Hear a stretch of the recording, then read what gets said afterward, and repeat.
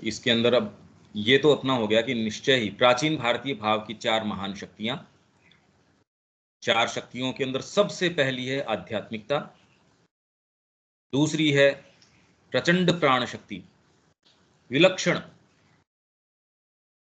मतलब दूसरी चीज, क्योंकि अगर खाली आध्यात्मिकता कोरी आध्यात्मिकता नहीं होती, सच्ची आध्यात्मिकता है तो जीवन को वैभव से, समस्या तुरंत के अंदर आध्यात्मिकता के नाम से व्यक्ति इसलिए महसूस करता है, उसको लगता है मेरी चेरिश्ड चीजें छूट जाएंगी, जबकि आध्यात्मिकता छूटने की नहीं, नई निधियों को क्रिएट करने की, वैभव को आस्वादन करने की। अरे भाई, पशु क्या आस्वादन कर सकता है? पशुता छोड़ के मनुष्य में आता है तो कितनी आयाम खुल जाते हैं आपके। और मनुष्य में भी मैंने कहा कि एक तो बिल्कुल पशु के नजदीक है, एक अति मानवता के नजदीक है। आप अपने आप के अंदर भी देख सकते हैं, जो विचार मां की ओर मुड़े होते हैं उसमें आपको कितना अच्छा लगता है। जब मां का टच होता है तब आपको केयर फ्रीनेस, चेतना, शक्ति, ज्ञान, सारी चीजें, जगत को कैसे देखना चाहिए, या फिर इनसिक्योरिटी रहती नहीं आदमी के, माँ का टच हो रहे क्या फर्क पड़ता है, तुरंत ये चीज आ जाती है। नहीं तो सामान्य जीवन के अंदर आपके पास सारी चीजें हो तो भी इनसिक्योरिटी बनी रहती है। तो जिन व्यक्तियों ने ये महसूस किया है वो ये महसूस कर सकते हैं कि जब माँ का टच हो, उसकी ओर खुले हों, तब कैसी रहती है चीज, आपके जीभ का स्वाद। जैसे ही आपकी हेल्थ की ओर, मेरा तो पेट साफ नहीं हो रहा, मेरे तो ये समस्या है, मेरे तो ये वाली चीजें हैं, हो सकती है ये समस्याएं, पर उसको आप कितना तवज्जो दे रहे हैं। खाली एक ठीक है ये फिजिकल है, इतना ये कर लो, वहां तक तो ठीक है, पर आप समझते हैं डीप डाउन की आप उससे प्रीऑक्यूपाइड हैं, उतने में टेस्ट आपके मुंह का। अब जिसने भी चेतना का स्वाद चखा है वो देख सकता है। तो आध्यात्मिकता मास्टर कुंजी है, ये सारे ताले खोल देती है।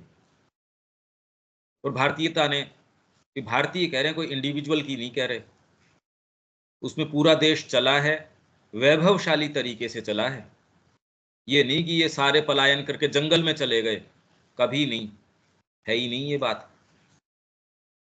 जिन जिन शासन तंत्रों का, जिन जिन चीजों का इसने, इस संस्कृति ने निर्माण किया है, विचारों का और का, जो कि दूसरे देशों के अंदर तो हजार हजार, दो दो, चार चार, पांच पांच, दस दस हजार साल बाद के अंदर तो उसकी कल्पनाएं आई कि ये हो भी सकता है क्या। गणित नहीं थी उनके पास, चीजें नहीं थी उनके पास, कुछ नहीं था उनके पास।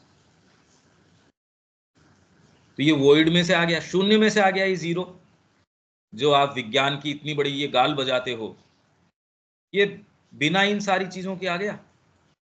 विज्ञान को जो कल्पनाएं मिल रही हैं, नई सोच, नई पद्धतियां, गीता एक ऐसा सब्जेक्ट है जो सबसे ज्यादा शोध किए जाने वाला। तो अगर आप कहो यार इसमें तो एक एक लाइन, एक एक इतना इतना इसके ऊपर तो चर्चा हो चुकी है, अब शोध क्या बाकी रह गई। फिर भी विश्व के अंदर सबसे ज्यादा इसके ऊपर जो शोध करी जा रही है उसका विषय है, तो ऐसा क्या बाकी रह जाता है? ऐसा क्या रह जाता है? सोचने की बात है। 700 श्लोक है, कितनी बार मंथन कर लोगे? कितने कितने लोगों ने किया है विश्व में, पता नहीं कैसी कैसी जो बुद्धि मनीषा, उसने इसके ऊपर विचार किया है, तो भी आप कह रहे नहीं नहीं अभी क्या और इसमें तत्व है, तो ऐसी क्या चीज है भाई? और किस आधार पे खोल लोगे? भौतिक चीज तो है नहीं। और ये तो तब जब इसको हिस्ट्री भी नहीं मान रहे, मतलब आप इसको, महाभारत को, इनको आप हिस्ट्री नहीं मान रहे। तो एक ऐसी चीज जो हवा में है, और मनुष्य जाति, और खाली भारत ही नहीं, भारत में तो फिर भी ज्यादा रेजिस्टेंसेज है, दूसरी जगह इसके लिए आप ये सोचो इतनी स्वीकार्यता रहे वही गीता। मतलब कमाल बात है, आप इस तरीके से सोचते ही नहीं। मतलब जगत के अंदर ये चीजें किस तरीके से काम कर रही हैं देखो एक बार। भारत ने शुरू से ही देखा। तो इसमें जो चार शक्तियां हैं उसमें सबसे पहली आध्यात्मिकता, फिर बाद में विलक्षण प्राण शक्ति, तीसरे सुदृढ़ बौद्धिकता। इसीलिए मैंने कहा विचार करने की शक्ति, अभी विचार नहीं कर रहे, हाँ हमको पता है आध्यात्मिकता का। सुदृढ़ बौद्धिकता, डिटेल के अंदर तार तार तार तार, इसका प्रयास में, ये ही प्रयास, अगर ये प्रयास नहीं करो कोई सच्ची आध्यात्मिकता नहीं है। और अगर आध्यात्मिकता नहीं है तो और दूसरी चीज निष्प्राण हो जाती है, फिर उसमें कोई बात नहीं रहती। भारत ने शुरू से ही यह देखा, और यहां तक कि अपने बौद्धिक युगों और बढ़ते हुए अज्ञान के काल में भी उसने इस अंतर्दृष्टि को नहीं खोया कि जीवन को एकमात्र बाह्य प्रकाश में पूरी तरह से नहीं देखा जा सकता, एकमात्र उसकी बाह्यता की शक्ति में उसे पूरी तरह से जिया नहीं जा सकता। अब इसके अंदर ये जो चीज है कि यहां तक कि अपने बौद्धिक युगों और बढ़ते हुए अज्ञान के काल में भी उसने इस अंतर्दृष्टि को नहीं खोया, ये खोलने की आवश्यकता है। ऊपर वाली तो हमने जहां तक संभव था वो बीज रूप के अंदर खोल के छोड़ दिया कि आध्यात्मिकता क्या करेगी, क्या होनी चाहिए। अब ये दूसरी लाइन, जीवन की बाह्यता की हम बात नहीं कर रहे, पहले तो अपने बौद्धिक युगों और बढ़ते हुए अज्ञान के काल में भी इसमें क्या हुआ, ये हम एक बार देख लेते हैं। ये आपके पास अगर अपनी सनातन धर्म वाली पुस्तक हो, नहीं है तो आप 1 सेकंड के अंदर ये जो हिंदी वाली है, इंग्लिश की होगी, उसके अंदर पेज नंबर मेरे को तुरंत के अंदर उसके आसपास मिल सकता है, पर ये सनातन धर्म वाली पुस्तक है, उसका पेज नंबर है 174। ये क्या बात है जो हम यहाँ बात कर रहे हैं, यहाँ तक कि अपने बौद्धिक युगों और बढ़ते हुए अज्ञान के काल में। यहाँ हम एक भी लाइन ऐसे नहीं कि हाँ हाँ हम समझ गए, अरे इसको जोड़ो, श्री अरविंद ने कहा है। ये श्री अरविंद ने कहीं भी ये नहीं कि मैंने यूं ही कह दिया, डिटेल्स दी हैं चीजों की, उनमें प्रवेश करो। एक एक कड़ी को जब आप जोड़ोगे तो धीरे धीरे आप ये पाएंगे कि प्रकाश बनना शुरू हो गया। अभी तुरंत के अंदर प्रभावी क्यों नहीं है? क्योंकि कहीं ना कहीं तार कटे हुए हैं।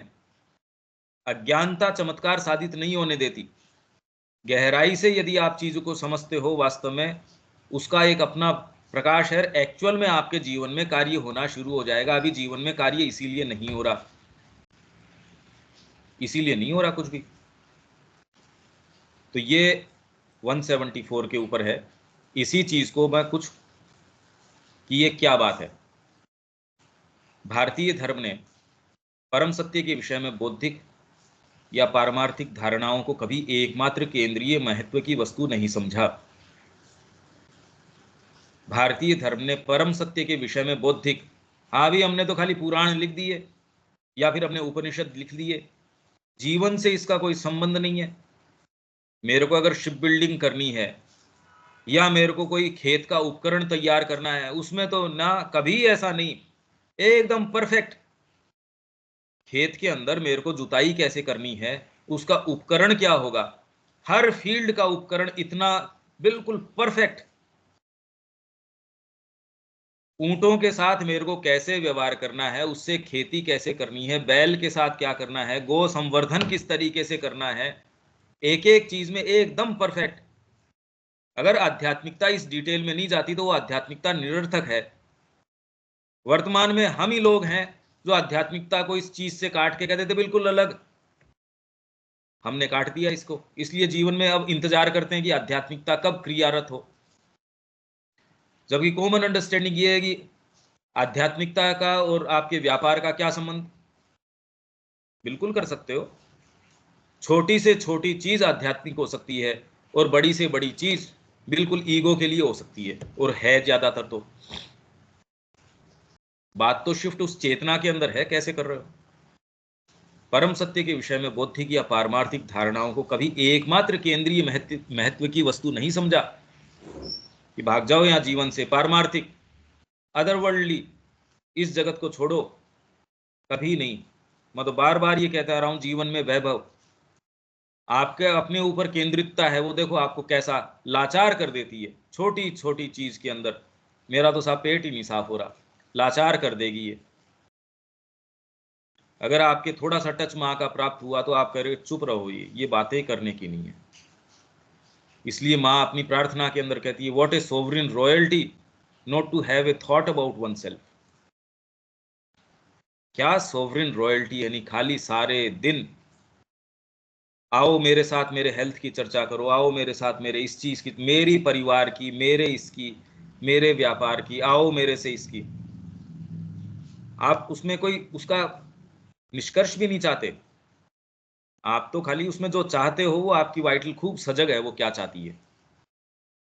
किसी भी धारणा या किसी भी आकार के अनुरूप उस सत्य का अनुसरण करने, आंतरिक अनुभूति के द्वारा उसे प्राप्त करने और चेतना में उसके अंदर निवास करने को ही वह एकमात्र आवश्यक वस्तु मानता था।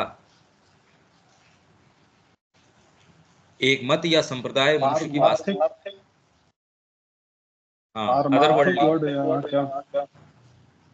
अदरवर्ल्डली, पारमार्थिक।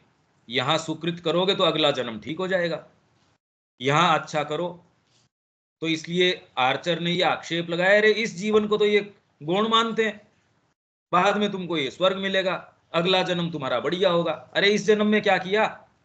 इस जन्म में हमने गुरुजी को दे दिया अपने आप को, तो तूने क्या किया फिर बाद में? कैसे मूर्ख लोग हैं। इतना बढ़िया डॉक्टर था, वहां जाके माँ से पूछ रहा, माँ क्या करना है बताओ, तेरे में अकल नहीं है क्या? तो इनका जो वोल्यूशन है उसको ये संस्कृति खत्म करती है, हाथ जोड़ के खड़े रहते हैं, कोई सेल्फ रेस्पेक्ट नहीं है।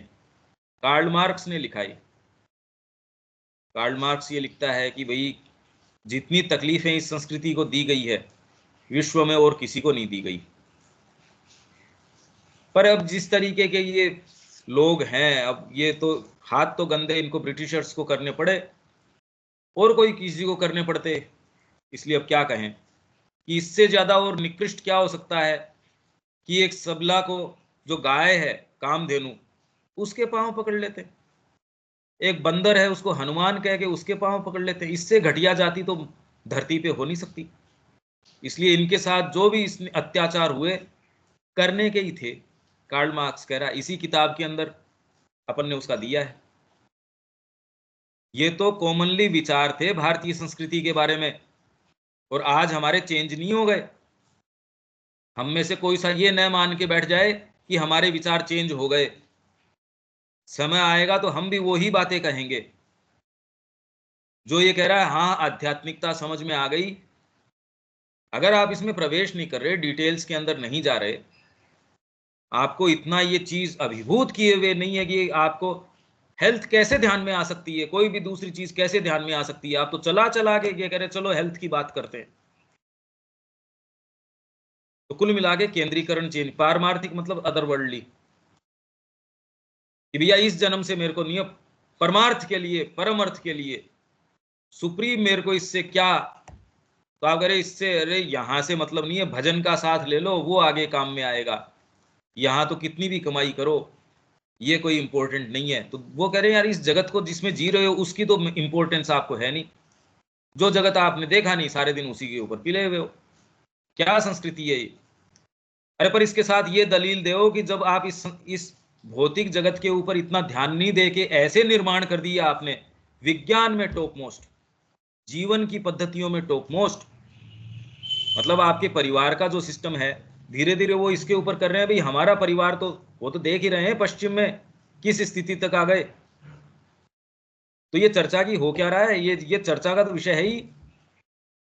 अब ये देख रहे हैं कि कौन कौन सी संस्कृतियों में परिवार का सिस्टम किस तरीके से रहा, जिसमें बेस्ट जो है वो चाइनीज और इंडियंस। क्यों रहे ये इस तरीके से, क्या आधार था इनके परिवार का? हम अगर उसको मूलभूत तरीके से न समझें, तो जिनका इसके ऊपर ध्यान नहीं था भौतिकता के ऊपर, तो भी उन्होंने जो भौतिक निर्माण किया, जो क्रिएशन किया, वो अकल्पनीय किया। और जिन्होंने खाली भौतिक तत्व के ऊपर ही ध्यान केंद्रित किया, उनको भौतिक भी नहीं मिला, और डीपर साइकोलॉजी के अंदर तो उसकी जो कीमत चुका रहे हैं वो चुका ही रहे हैं।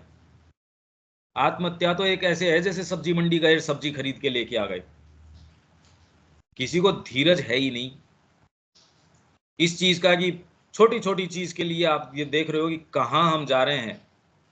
तो आपने सारा विज्ञान, यही तो हमने उसको एनेटोले फ्रांसे वाले पढ़ा था कि पादरी से पूछा तो भगवान आए, गॉड आया और उसने कहा कि भैया देख ऐसा है उसने तो जवाब नहीं दिया। अब भैया मैं तेरे से पूछता हूं कि विज्ञान को तो ये सारी चीजें कर देनी चाहिए थी, विज्ञान क्यों नहीं कर पाया? वो करना चाहता था पर बेचारे के पास शक्ति नहीं थी, या शक्ति थी करना नहीं चाहता था, या फिर उसके पास न शक्ति थी न करना ही चाहता था। पर अगर विज्ञान के पास शक्ति थी और विज्ञान करना भी चाहता था, कल्याण करना चाहता था, तो करता क्यों नहीं? अब विज्ञान क्या उत्तर दे इसका? तो यही बात भगवान के लिए पूछी उसने, जी तेरा गॉड कौन सा है ये बता।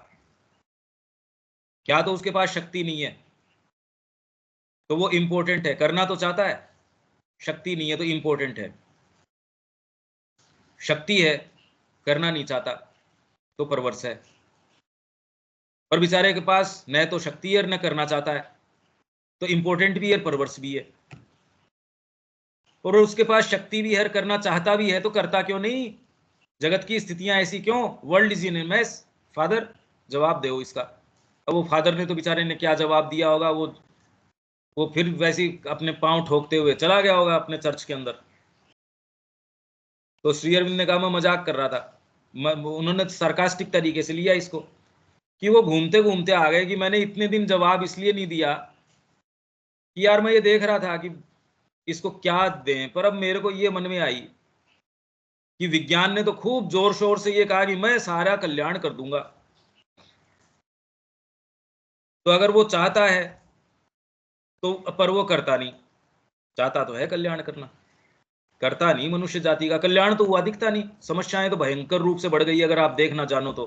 पर्यावरण की समस्याएं, हेल्थ की समस्याएं, परिवार की, भोजन की, पानी की। ये तो यहां तक कह रहे हैं कि अगर विश्व युद्ध होगा और कोई दूसरी चीज नहीं, पानी के ऊपर होगा। कोई कह रहा है इसके ऊपर होगा। मतलब ये तो तय मान के बैठे हैं कि समस्याओं का तो परिवर्तन हुआ है और चीजों का अभाव हुआ है। चाहे आपकी कोई बेसिक चीजें हो, वो अभावात्मक तरीके से गई हैं। तो वो चाहता है पर बेचारे के पास शक्ति नहीं है, तो इंपॉर्टेंट है विज्ञान। पोटेंसी तो है, करना नहीं चाहता तो परवर्स है। न उसके पास पोटेंसी है न करना चाहता है, तो परवर्स भी है, इंपॉर्टेंट भी है।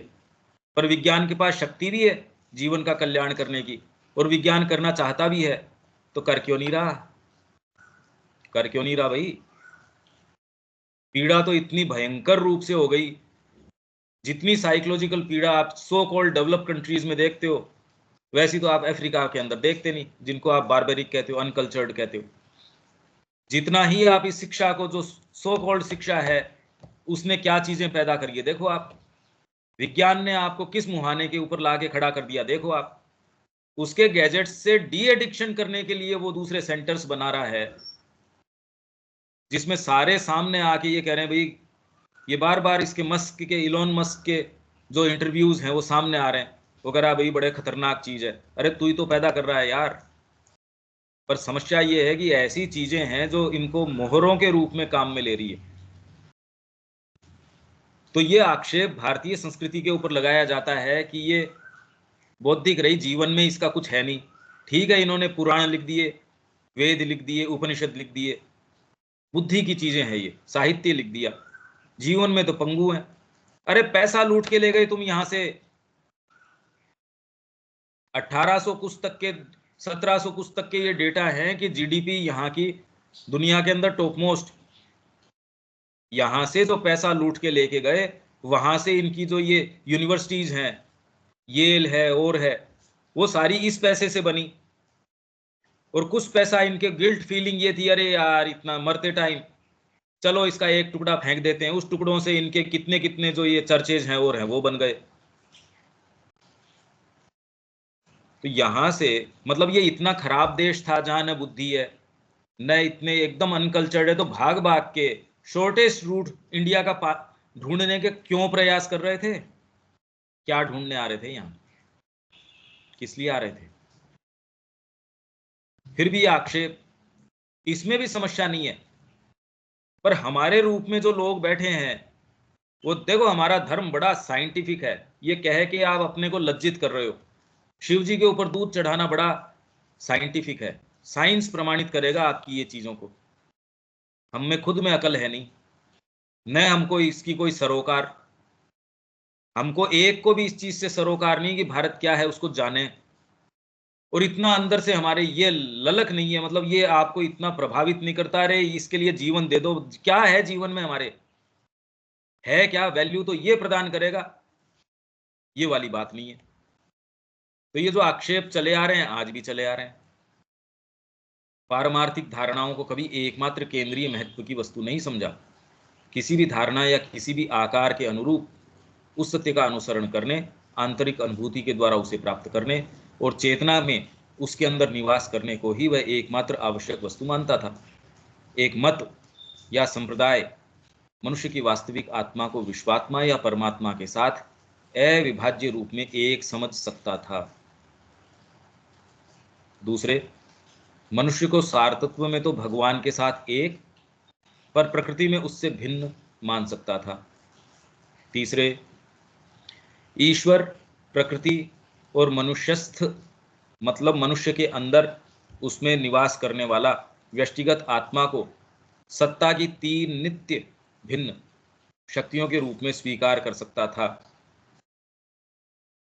ईश्वर, प्रकृति और मनुष्य के अंदर व्यष्टिगत आत्मा मतलब आपका साइकिक, आपकी अंतरात्मा, तीन नित्य भिन्न जो हमेशा भिन्न भिन्न रहती हैं, परंतु सबके लिए आत्मा का सत्य समान ही शक्ति के साथ लागू था, क्योंकि भारतीय द्वैतवादी के लिए भी ईश्वर ही परम आत्मा और यथार्थता है। अभी तुरंत के अंदर इस टेक्स्ट को खोलना मेरा उद्देश्य नहीं है। जो चीज मैं आपको देना चाह रहा हूं इसके अंदर वो तो ये है कि बौद्धिक युग के अंदर भी क्या रहा, विश्व में ये जो चीजें हैं कैसे इतिहास में पश्चिम में इस तरीके से हुई, भारत में इस तरीके से हुई, क्योंकि यो तो अपन अपने मेन फ्रेम को ही भूल जाएंगे, कभी भी हम कुछ भी पूरा कर ही नहीं पाएंगे। तो इसलिए क्योंकि भारतीय द्वैतवादी के लिए भी ईश्वर ही परम आत्मा और यथार्थता है, जिसमें और जिसके द्वारा प्रकृति और मनुष्य जीते, गति करते और अस्तित्व बनाए रखते हैं। और यदि तुम ईश्वर को उसके वस्तु विषयक मतलब ऑब्जेक्टिव, एक है सब्जेक्टिव एक है ऑब्जेक्टिव दृष्टिकोण से हटा दो, तो उसके लिए प्रकृति और मनुष्य अपना सारा अर्थ और महत्व खो बैठेंगे। बातें फंडामेंटल है, पर तुरंत के अंदर ये हमको इजाजत नहीं देता कि हम इन्हीं के अंदर चले जाएं। धर्ममत संबंधी विश्वासों, इसीलिए मैं कह रहा हूं कि ये जो भारतीय संस्कृति वाला है इसमें कुछ भी समझ में नहीं आएगा। गीता में लग रहा था, पर मैं आपको पहले दिन से ये कहता आ रहा हूं कि इसमें क्योंकि आपके लिए ये कॉन्सेप्ट्स बिल्कुल नए हैं, कौन सी कड़ी को कैसे मतलब ये पूरा भी कर जाएं, उसमें अपने को 85 दिन करीब लगे थे शायद, और ये तो उससे ज़्यादा है टेक्स्ट। गीता तो इससे बहुत कम टेक्स्ट था, इसका टेक्स्ट तो बहुत ज़्यादा है और इसके कॉन्सेप्ट्स फंडामेंटल हैं। हमको कोई बैकग्राउंड किसी को भी इसका है नहीं।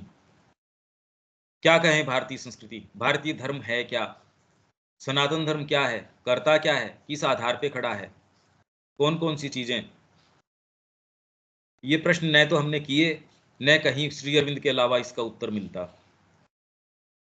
धर्ममत संबंधी विश्वासों के मतभेद भारतीय मन के लिए सब में विद्यमान एक ही आत्मा और परमेश्वर को देखने के अलग अलग तरीकों से अधिक कुछ नहीं है। आत्म साक्षात्कार ही एकमात्र आवश्यक वस्तु है। ये कंफर्टेबल लगेगा ये सेंटेंस आपको, तुरंत कह दोगे हाँ हाँ आत्म साक्षात्कार, पर इसको अगर डिटेल में खोलेंगे कोई मतलब नहीं निकलेगा इसका। इसलिए मैं कह रहा हूँ अपना अप्रोच हमको चेंज करना चाहिए। शब्द देखते ही उसके ऊपर टूट पड़ेगी, हाँ हाँ ये हम जानते हैं, चेतना हो चेतना जानते हैं, हम तो ये जानते हैं, आध्यात्मिकता जानते हैं। अनुभव के स्तर के ऊपर उसके अंदर भीतर प्रवेश कीजिए।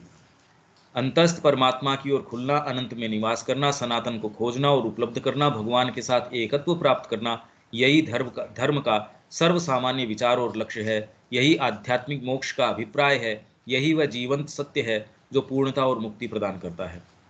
उच्चतम आध्यात्मिक सत्य और उच्चतम आध्यात्मिक लक्ष्य का यह क्रियात्मक अनुसरण, क्रियात्मक, उच्चतम आपने कह दिया कि दिव्य जीवन का की चरितार्थता, श्री अरविंद और माँ का जो उद्देश्य है उसको जीवन पे लेके आना, ये तो लक्ष्य हो गया। क्रियात्मक कैसे करोगे इसको, मैंने लक्ष्य कर लिया कि बच्चे का आंतरिक विकास, पर अब कैसे? वो क्रियात्मक प्रयोग, मतलब प्रैक्टिकल एप्लीकेशन उसका। क्रियात्मक अनुसरण ही भारतीय धर्म का संयोजक बंधन है, ये कड़ी है, जोड़ता है। भारतीय धर्म वो कड़ी है, और उसके सहस्रों रूपों के पीछे जितने भी रूप हैं, आपको उसके मूल का पता नहीं। आप रूपों को अब इसलिए आपको बता सकते नहीं, इसलिए आपके जो ये महात्मा जी हैं, जो आपके कथाकार हैं, बैठे बैठे वो आपके, आजकल तो बड़ा जोरदार ट्रेंड है, उसको कथा से मतलब नहीं है, माइक दे दिया, वो प्रश्न कर रहे हैं, वो उत्तर दे रहे हैं, जिसका वास्तव में कोई लेना देना भी नहीं है किसी चीज से। मतलब क्या चल रहा है ये, आप देखो तो सही। अगर शिव जी के ऊपर इसलिए जल चढ़ाते हैं कि ये साइंटिफिक है, ये बहुत साइंटिफिक है। अरे साइंस बच्चा है, साइंस उसको प्रमाणित करेगा, ये साइंस को प्रमाणित करेगा। उसके सहस्रों रूपों के पीछे उसका एक अभिन्न और सर्वसामान्य सार तत्व है। यहां अब इसकी जो कमेंट्री है उसके अंदर ये बात आएगी, इसलिए मैं कमेंट्री ये शुरू कर देता हूं। भारतीय धर्म की ये विशिष्टता रही है कि उसने बौद्धिक धारणाओं को अप्रधान रखकर, क्योंकि हम ये बौद्धिक युगों की इनकी बातें कर रहे हैं, भारतीय संस्कृति ने उसको कैसे अपने यथास्थान, अरे आपकी चप्पल है पर वो उसको पांव में ही शोभा देती है, सिर पे थोड़ी रख लोगे चप्पल को। जूते हैं, बहुत इंपॉर्टेंट है, सिर के लिए नहीं है। पर हाँ, बदमाशी करोगे सिर पे पड़ जरूर जाएंगे, वो एक अलग बात है, पर धारण करने का स्थान सिर नहीं है। बौद्धिक धारणाओं को अप्रधान रखकर, तो इसको पता था कौन सी चीज को कहाँ रखना है। आपको कितना भी बड़ा निर्विकल्प समाधि हो गई तो भी ये सेंस है कि जाके जगदम्बा को प्रणाम करो। रामकृष्ण जी गए, उनको पता है भी, ये वहम नहीं पाल लिया उन्होंने कि मेरे को तो निर्विकल्प समाधि हो गई, कौन सी चीज को कहाँ रखना चाहिए। बहुत डीप सेंस था। कोई भी शास्त्रार्थ यहां हुआ, उसके अंदर कोई वायलेंस नहीं। जो हारता है वो तुरंत उसको गुरु रूप में, और ये स्वीकार करके अपने आप को कृतार्थ मानता है। अरे वाह! जो कई ये जो शास्त्रार्थ जो वास्तव में उनका उल्लेख मिलता है बाद के अंदर, तो और ये तो अभी भी होते हैं, उनका इससे कोई नहीं, वो तो खाली ईगो के आधार पे हैं। पर उसके अंदर भी वो वाला वायलेंस नहीं है जो खाली झूठी डिबेट्स के अंदर है। अभी भी वो ये मानता, हाँ हम स्वीकार करते हैं।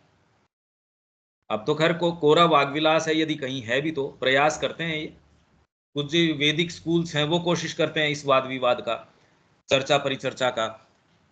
कुछ जो आपके ऐसे पर्टिकुलर हैं जो ज्ञान कांड, जिसमें ज्ञान मार्ग के अंदर प्रवेश करते हैं, तो आप ये वृंदावन चले जाओ, उसमें कुछ आपको मिल जाएंगे। स्पेशली अगर आप इसमें चले जाओ, आप अयोध्या में अलग तरीके का है, काशी में अलग तरीके का, हरिद्वार में चले जाओ, ज्यादा मिलेगा आपको। तो वहां बैठे रहेंगे, अगर खेमे के अंदर आप देखोगे तो दो जने बैठ के बता इसका बाल की खाल निकालेंगे उसकी। तो यहाँ बौद्धिक धारणाओं को अप्रधान रखकर सदाई भीतर के भाव पर अधिक बल रखा है भारतीय धर्म ने। चैतन्य महाप्रभु का पढ़ो आप, दिग्विजयी पंडित आया। दिग्विजयी नाम ही ये था कि उसने सारी दिशाओं में अपना परचम लहरा रखा था, राजा वगैरह डर जाते थे, उसने सरस्वती को अपनी वाणी में सिद्ध कर रखा था। तो आराम से वहां गए, गंगा किनारे नहाने गए, वहीं चैतन्य महाप्रभु थे, वहीं चर्चा शुरू हो गई। चैतन्य महाप्रभु की ऐसी कोई बात नहीं थी, क्योंकि अहंकार उसके ये थी, पर फिर भी कहा कि हमने आपका नाम सुन रखा है। इस नाम तो चैतन्य महाप्रभु का उस समय तक सारे जगह हो ही गया था कि एक ऐसा टीचर है ये, जो व्याकरण के अंदर, न्याय के अंदर, इनमें इसकी पकड़ है। तो उन्होंने कहा अपन ये करेंगे, धारा प्रवाह बोलते रहे। उन्होंने जानबूझ के कोई ऑफिशियली किसी किसी उसमें राज्यसभा में या उसके अंदर नहीं, अनऑफिशियली या इनफॉर्मली वहीं कि भाई यहाँ का महाराज आपकी हम सुनना चाहते हैं। उसने धारा प्रवाह बोलना शुरू किया। एक दिन, दो दिन, तीन दिन, श्लोक पे श्लोक आ रहे हैं साहब, झड़ रहे हैं मुंह से। चैतन्य महाप्रभु ने कहा मेरी बस आप बातें तो बड़ी सुंदर कर रहे हो, एक में थोड़ी सी शंका है, नाराज भी हुए, बताओ। तो उन्होंने जब वापस दोहराए उनके श्लोक, भीतर से तो जो भाव थे बड़े प्रचंड, पर बाहरी तरीके से अपनी डिसेंसी को कहा, वाह मैं आपकी स्मरण शक्ति से बड़ा प्रभावित हुआ, चलो बताओ अब इसके अंदर क्या संदेह है आपका। फिर उन्होंने अपना उसके ऊपर जब शुरू किया, ये प्रकरण चलता रहा, पूरी रात सोया नहीं वो दिग्विजयी। दूसरे या तीसरे दिन घर के ऊपर नंगे पांव, फटे हाल, भागता भागता, अरे मेरे को चरणों में पड़ गया। चैतन्य महाप्रभु कहते, अरे मेरे को क्यों पाप का भागी बना रहे हो, ये तो पूरी कथा है और ये हिस्टोरिकल है। फिर बाद में आप जनक की सभा के अंदर जो शास्त्रार्थ है याज्ञवल्क्य का और ब्रह्मवादियों का, वो देखो, उनकी दलीलें कहां से शुरू होती हैं, बुद्धि से नहीं शुरू होती, और अंत कहां होता है। श्री अरविंद ने बहुत सुंदर वर्णन किया है। ये सारी चीजें आप समझो, इन डिटेल्स के अंदर आप जाओगे तब कुछ कुछ समझ में आएगा, यार ये हमारी संस्कृति कर क्या रही थी, और ये सारे भाग हमारे अपने अंदर है। अभी तो पता ही नहीं इन बातों का। श्री अरविंद ने इतना पेन लिया है, तो हमको ये है कि कम से कम श्री अरविंद ने क्या क्या कहा है उसको इस जीवन काल में कुछ कुछ पढ़ के तो कुछ तो उसको आत्मसात करें। हमारे पुराण साहित्य में भी अनेकानेक प्रसंगों, कथा, कहानियों के माध्यम से ये स्पष्ट रूप से प्रकट होता है कि पूजा का पात्र चाहे कितना भी तुच्छ क्यों न प्रतीत होता हो, तो भी उसके प्रति अनन्य निष्ठा, श्रद्धा, भक्ति, समर्पण आदि का भाव ही है जो किन्हीं भी बौद्धिक अटकलों से अधिक प्रभावशाली होता है। बौद्धिक तरीके से तो आपको तो एक शालिग्राम पत्थर का छोटा सा टुकड़ा है करना, उसमें कृष्ण प्रेम क्या कहते हैं, no half hearted, full blooded सेवा, फुल ब्लडेड सेवा ऑफ शालिग्राम। तो आप उसको परात्पर पुरुष तक पहुंच जाते हो एक छोटे से इससे शालिग्राम से। क्या करेगी इसमें बुद्धि की अटकलें, और जो साधक को सीधे अनुभव और साक्षात्कार तक ले जा सकता है। गुरु साक्षात परम ब्रह्म। और तब जब गुरु आपसे कैपेसिटी के अंदर अवर हो, इंफीरियर हो, आधार क्या चाहिए इन सब चीजों के लिए, कल्पना करो। कल्पना ही कर सकते हो कि अभी तो पदार्पण किया ही नहीं। अतः एकमात्र महत्वपूर्ण चीज है कि हम उस सत्य का अनुभव प्राप्त करने का कोई मार्ग पा जाएं, वहां तक पहुंच जाएं, उसमें प्रवेश कर जाएं और उसमें निवास करने लगें। एक स्थान पर श्री अरविंद स्पष्ट करते हैं कि किस प्रकार आध्यात्मिक सत्यों के बौद्धिक निरूपण के क्रम में भारतीय संस्कृति में जहां तत्व चिंतन सदा ही अपने मूल आध्यात्मिक अनुभव से प्रभावित। ये वाला प्रसंग अपना जो ये वाली जो बात आ रही है बौद्धिक युगों और बढ़ते हुए अज्ञान के काल में, तो भारत ने ये धारा किस तरीके से ली, वेस्ट ने ये धारा किस तरीके से ली। भारत में हमेशा ही इंट्यूशन का तार, चाहे कोई भी संस्कृति आई उसमें इंट्यूशन हमेशा प्रभावी रही। मतलब बाद तक के साहित्य के अंदर वेद है, फिर बाद में आपके उपनिषद हैं, पुराण हैं, चलते रह रहे हैं, इस तरीके के ग्रंथ हैं और सारे शास्त्र हैं आपके। फिर सारे को सिंथेसाइज करने के लिए गीता आ जाती है, फिर आपके महाकाव्य हैं,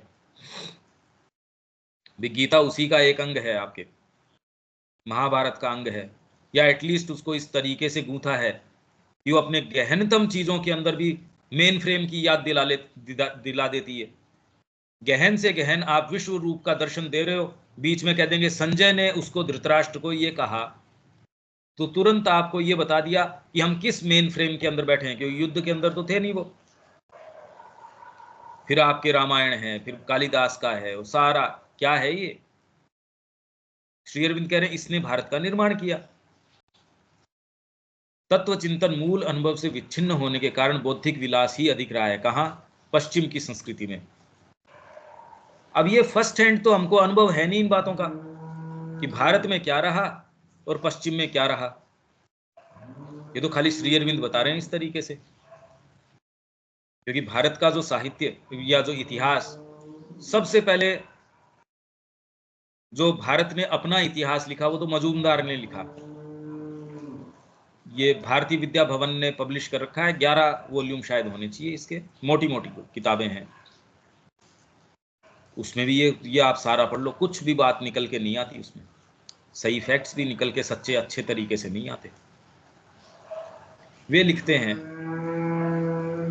जब ईसा पूर्व 7वीं और 5वीं शताब्दी के बीच, ये श्री अरविंद का है, किसी समय ईसा पूर्व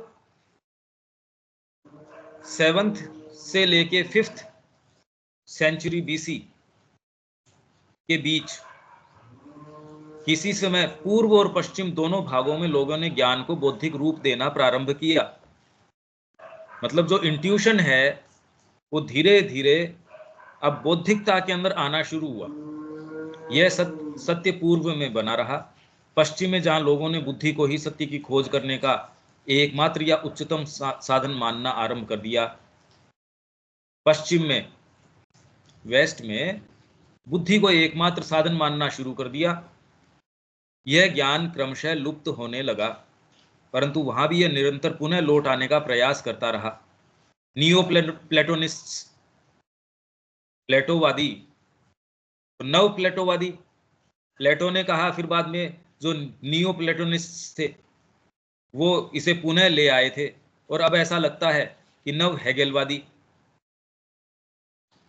तथा दूसरे लोग, उदाहरणार्थ रूसी, ये जो ओस्पेंस्की है, रसिया का है ना, जिन्होंने आपके ओकल्टिज्म में ज्यादा काम किया है, ये सारे के सारे लोग ओकल्टिज्म का है और है थियोसॉफी वाले जो हैं, और एक दो जर्मन विचारक मेरे विचार में उस सत्य तक पहुंचते हुए प्रतीत होते हैं, परंतु फिर भी एक अंतर अवश्य है।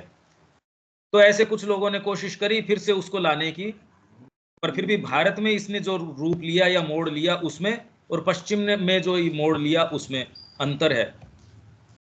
पूर्व में, मतलब यहाँ ईस्ट के अंदर, विशेषकर भारत में, तत्वज्ञानी विचारकों ने पश्चिम की तरह ही बुद्धि के द्वारा उच्चतम सत्य के स्वरूप को निर्धारित करने का प्रयास किया है।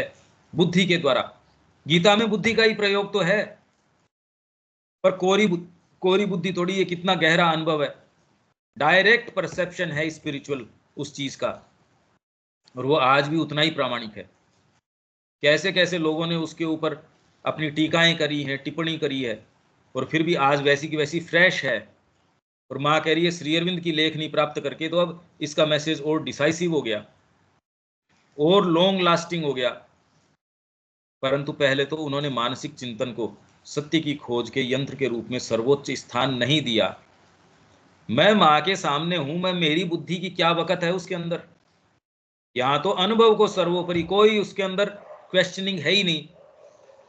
क्वेश्चनिंग जहां आती है वहां व्यक्ति दूसरे दिन मिलता नहीं।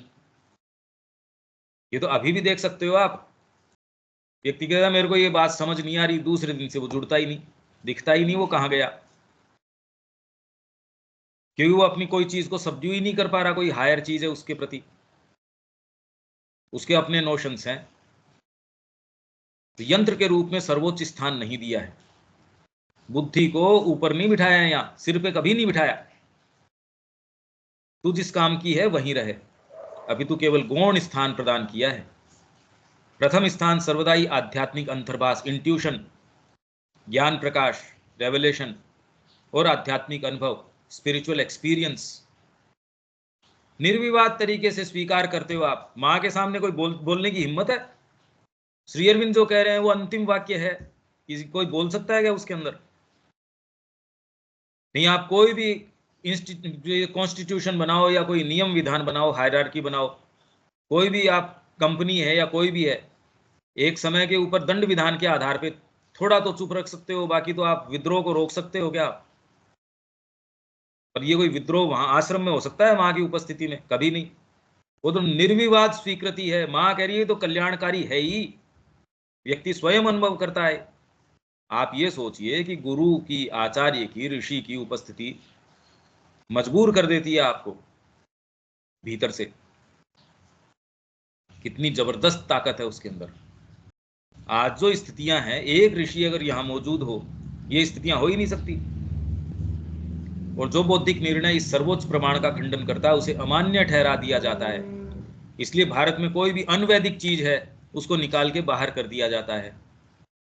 व्यक्ति थोड़ी बाहर करता है, देर सवेर अपने आप ही वो रिडंडेंट हो जाता है। इस ग्रुप में नहीं रह सकता, इस जगह पे नहीं रह सकता। कोई भी अगर सच्चा प्रयास होगा, सच्ची चीज होगी, वो सही व्यक्ति या सही बनना पड़ेगा उसको, नहीं वो एनी लेंथ ऑफ टाइम ठहर नहीं सकता। वो ऐसी ही चीजों के अंदर घूमता रहेगा जो कांच के टुकड़े हैं, सच्ची चीजें नहीं है। दूसरे प्रत्येक दर्शन, दर्शन मतलब फिलोसॉफी, ने अपने को चेतना की चरम स्थिति तक पहुंचाने वाले एक व्यावहारिक पथ से सुसज्जित कर रखा है। यहाँ का जितना भी गुरु परंपरा है, इसने जीवित रख रखा है इस चीज को। एक गुरु से दूसरे गुरु को जब गद्दी दी जाती है तो इसमें खाली अधिकार ही हस्तांतरित नहीं होता, ओकल्ट प्रक्रिया है। जब श्री अरविंद ने माँ को सारी, माँ कह रही है फिजिकली महसूस हुआ मेरे को कि श्री अरविंद अपनी सारी चीज मेरे अंदर उड़ेल रहे हैं। ये कोई कोरा आभास, हाँ मेरे को फीलिंग आई जैसे कोई ठंडी ठंडी हवा लग रही है, ऐसी फीलिंग नहीं है ये एक्चुअल बात है। और हर जगह ये होता है, तभी वो गद्दियां आज तक हजारों वर्षों से चली आ रही हैं। कुछ तो हजारों से ज्यादा वर्षों से सीधे वो ट्रेस बैक करते हैं वेद तक को, अपने को नाम दे रहे हैं। हम इतनी शताब्दी से लेके यहां से यहां, इसके बाद ये नाम दे रहे हैं आपको, उसको आप मानोगे नहीं। इतिहास है भाई, वो मेरे से पहले वाला ये था, उससे पहले वाला ये, सीधे ट्रेस बैक कर ले जाएंगे उसको मूल तक।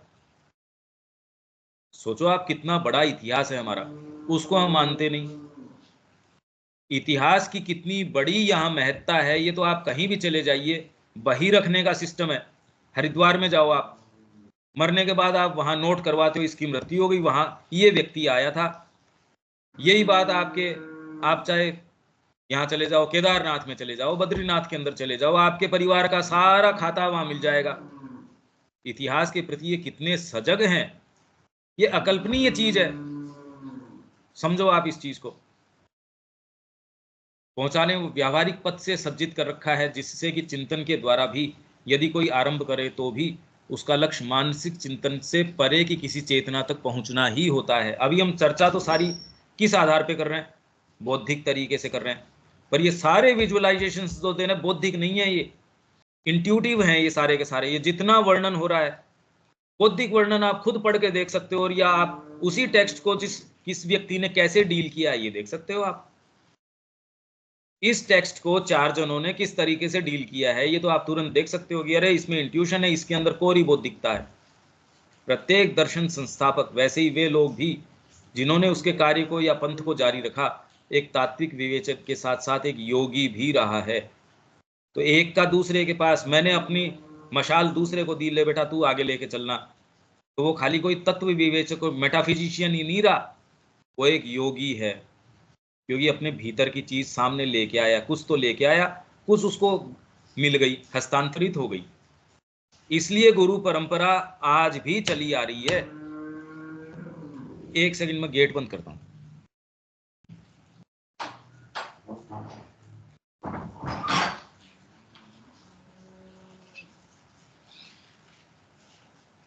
प्रत्येक तो ये हो गया, जो लोग केवल दार्शनिक मनीषी हुए वे अपने पांडित्य के लिए सम्मानित हुए, पर उन्होंने कभी सत्यान्वेषकों का दर्जा नहीं प्राप्त किया।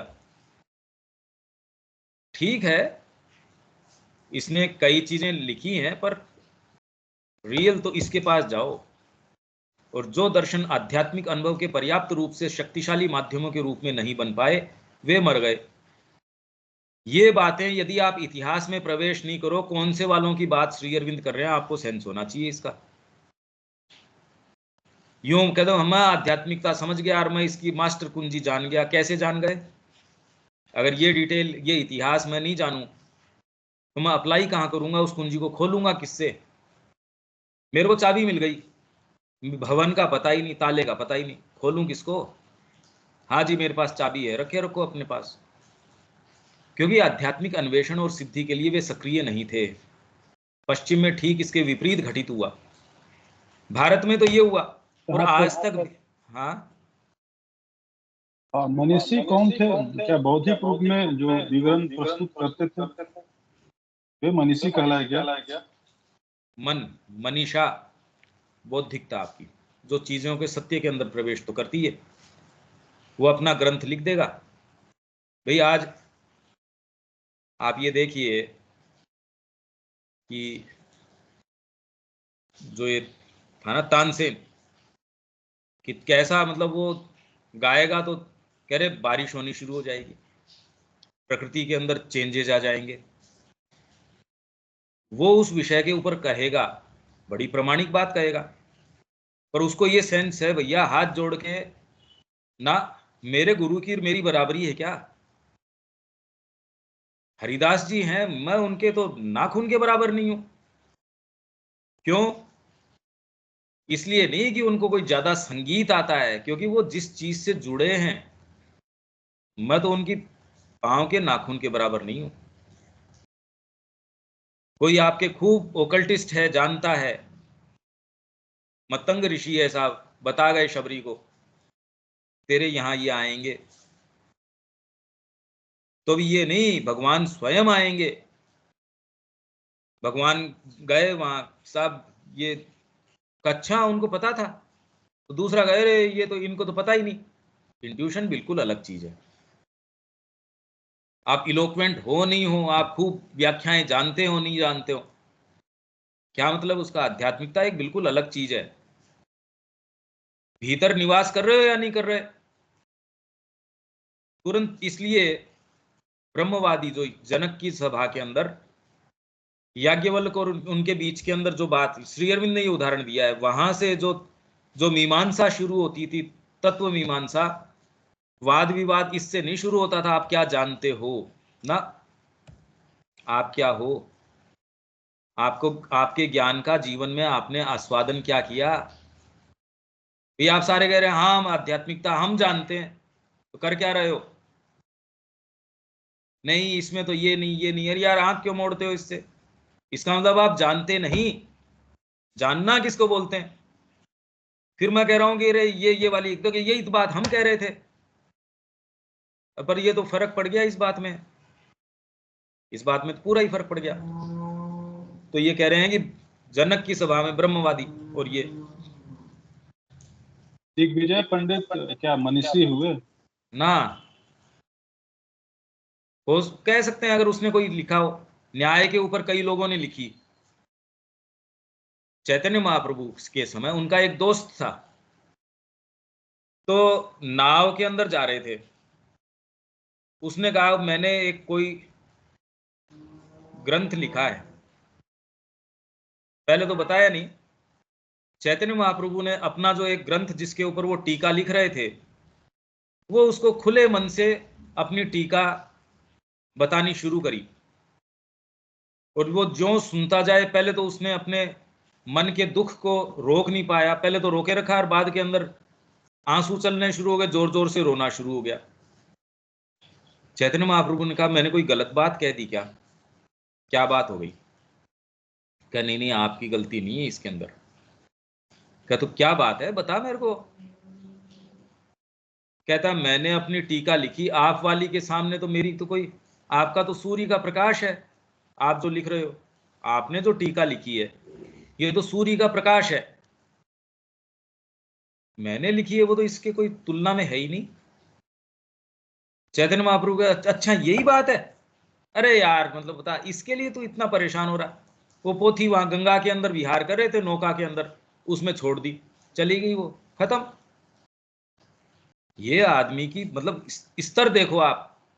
यहां एक कोटेशन माँ का पढ़ते नहीं, उससे पहले सर्कुलेट करना शुरू कर देते हैं। तुच्छता है हमारी, कैसे तुच्छे हैं, कितने छोटे हैं हम। क्यों? उनके अंदर डीपर चीज थी, क्या छोड़ दे यार इससे क्या फर्क पड़ता है। आज अगर वो उसी को पकड़े रखते, कौन पूछता चैतन्य महाप्रभु को? जो डीपर इंट्यूशन, डीपर टच, और इंट्यूशन से ऊपर सीधे रेवलेशन, डायरेक्ट टच है उस चीज का। बाकी तत्व मीमांसा करने वाले बहुत लोग हैं, मनीषी कह सकते हो उसको, विचारक मनीषी। पश्चिम में ठीक इसके विपरीत घटित हुआ। विचार शक्ति, बुद्धि, युक्ति संगत तर्क, मतलब रैशनलिज्म, माइंड से युक्ति संगत। गणित आपकी सारी ये है कि एक और एक दो बनेगा पल, और जरूरी नहीं है, और क्योंकि हमने मान लिया अधिकाधिक उच्चतम साधन और यहां तक कि उच्चतम लक्ष्य माने जाने लगे। दर्शन में चिंतन ही एकमात्र उद्देश्य रह गया, रियलिटी से मतलब नहीं है चिंतन। तो वो भी कहेंगे स्पिरिचुअलिटी ये है, ये वाली ये है, ये वाली ये है। आपके जो ये फेमस हो रहे हैं कई विचारक, वो तो ये वाले भी नहीं है, वो तो जो हैं सो हैं। और आप कह रहे अरे ये तो जबरदस्त व्यक्ति है। उस एक व्यक्ति का तो मैंने आपको पढ़ के सुनाया ही था, श्री अरविंद का व्यू। यहां मैं इन सारी चीजों से बचना चाहता हूं, हमारा काम नहीं है ये, क्योंकि इससे अननेसेसरी अपने धारणाएं बनती है। हमारा काम इसमें यह है कि फर्स्ट हैंड हम अपने भीतर प्रवेश करें। मेरा एकमात्र साधना के दृष्टिकोण से इस पे आग्रह है, और कोई इसके अंदर किसी से कंपेयर करना, ये करना, न मैं नाम देता न कोई और, उसे लाभ क्या है। वहां यह माना जाने लगा कि केवल बौद्धिक चिंतन और कल्पना द्वारा ही सत्य को खोजा जा सकता है। यहां तक कि आध्यात्मिक अनुभव को यदि उसे प्रामाणिक सिद्ध होना है तो बुद्धि की कसौटी पर चढ़ने के लिए पुकारा गया। बुद्धि से समझाओ हमको। अरे मैं कह रहा हूं, मैं एक्सपीरियंस से कह रहा हूं, नहीं ये बताओ जो भारतीय स्थिति से ठीक उल्टी बात है। अवश्य ही भारतीय इतिहास में हम आध्यात्मिक सत्यों के बौद्धिक और मानसिक निरूपण के काल में गंभीर शास्त्रार्थ तथा तत्व मीमांसा आदि की प्रवृत्ति पाते हैं। अब देखो ठीक यही बात आ गई, अपन ठीक चल रहे हैं इसका मतलब। परंतु यदि अनेकानेक महान तार्किकों में से केवल 3 तार्किक शंकराचार्य, रामानुजाचार्य तथा चैतन्य महाप्रभु के जीवन वृत्तांतों को ही ध्यान से देखें। शंकराचार्य के जीवन में शास्त्रार्थ हुआ, उसका क्या हुआ हमको पता है। रामानुजाचार्य के अंदर क्या हुआ वो हमको पता है कि वहां बैठे थे किस तरीके का। चैतन्य महाप्रभु के दिग्विजय पंडित के साथ कैसा शास्त्रार्थ हुआ ये हमको पता है, फेमस है। फिर इससे ये तो हिस्टोरिकल है। फिर आप ये कह दो जनक की सभा के अंदर याज्ञवल्क्य का और इनका ब्रह्मवादियों का जिस तरीके का हुआ, आपका ये हिस्टोरिकल नहीं, यही नहीं मानते, ठीक है। तो जो ब्यौरा हमें मिलता है उसके आधार पर यह स्पष्ट होता है कि अधिकांशतः शास्त्र चिंतन का आधार शुद्ध मानसिक वाद विवाद नहीं रहा, अपितु इसका आधार वैदिक परंपरा से सुसमंजस अधिकाधिक गहन आंतरिक अनुभव ही रहा है। श्री चैतन्य महाप्रभु के ही जीवन वृत्तांत से हम श्री प्रकाशानंद सरस्वती, जो कि एक प्रकांड वेदांती और शास्त्रवेत्ता थे, जिनके पांडित्य की समूचे ये मैं बता चुका हूँ, ये सारा वृत्तांत मैं आपको वैसे ही बता चुका हूँ। ये एक समय आया, ये खाली लाइन हमने कौन सी खोली, भारत ने शुरू से ही ये देखा, और यहां तक कि अपने बौद्धिक युगों और बढ़ते हुए अज्ञान के काल में भी उसने इस अंतर्दृष्टि को नहीं खोया। ये टाइमलाइन आपको बनानी चाहिए, ये हम चाह रहे हैं कोई टीम आए और इतिहास का नया निर्माण करे श्री अरविंद के परिप्रेक्ष्य से। टाइमलाइन आनी बहुत ज्यादा जरूरी है। महाभारत को हिस्ट्री नहीं मान रहे, जो आपकी बेस्ट चीज है उसको मानते नहीं, तो आप किसके अंदर सेल्फ रेस्पेक्ट लोगे भाई? आपकी जो हिस्ट्री है उसको माना ही नहीं जा रहा, तो आप किसमें अपना ऑनर लोगे? आपको तो ये कि लूटपाट के बाद में आप जो बचे हो उसमें ऑनर है नहीं, ये कोई आपको बता नहीं रहा। इतिहास आपका इस तरीके का रहा, इसलिए अल्टीमेटली आका तो मानना पड़ता है गोरों को। कुछ भी कर लो आप, अगर आप बिल्डिंग बना रहे हो, माँ के लिए भी बिल्डिंग बना रहे हो, तो भी आका तो गोरे को ही मानना पड़ेगा। एसी कौन सा बढ़िया, उसमें गोरे को ही मानना पड़ेगा। किताब कौन सी बढ़िया है, उसके अंदर ईस्वी को मानना पड़ेगा। आका तो गोरे ही हैं। हम में साहस है नहीं कि हम कुछ नया निर्माण करें।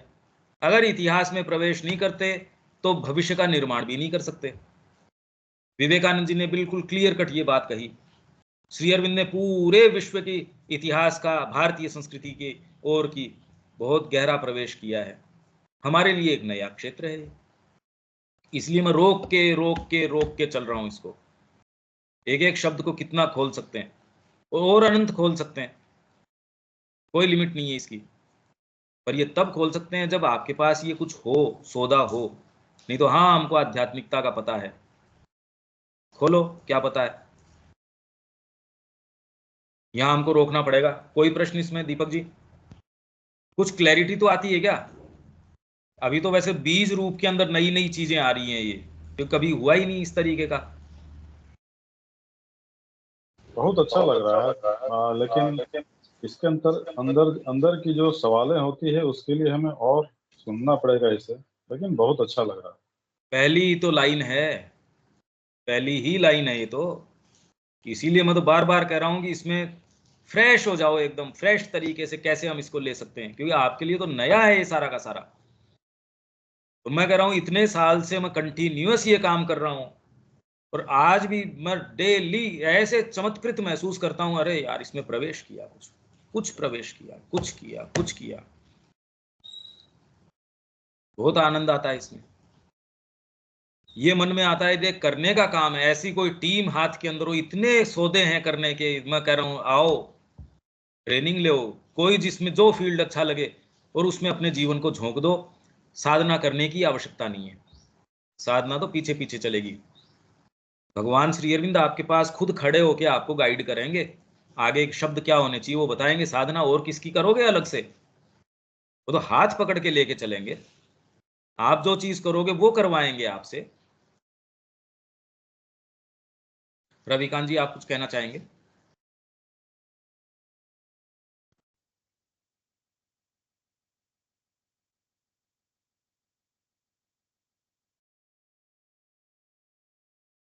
आवाज नहीं है ये आपकी।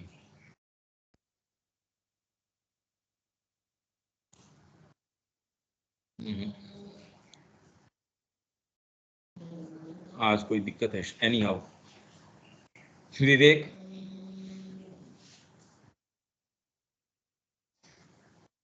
इसे दोबारा बार बार सुनना पड़ेगा भैया,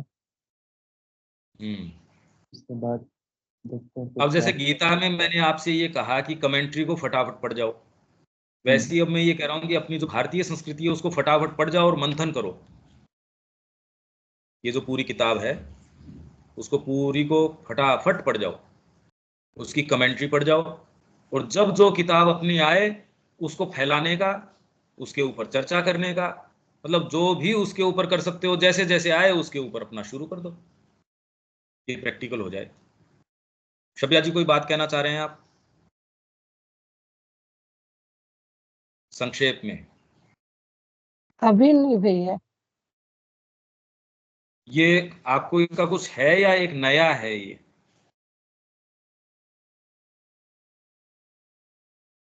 भी उसको थोड़ा अलग तरह से समझ रहे।